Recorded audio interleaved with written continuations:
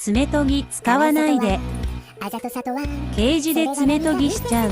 ライちゃん、そのポーズかわいすぎるやろ。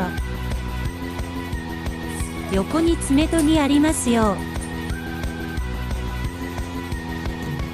爪研ぎ気に入らないのかな。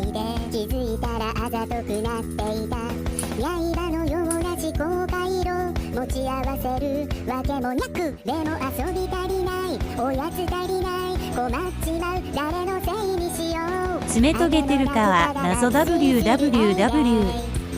そして今日も明け方で僕を食べ方が豪快で、後半時間は腹時計でチェック。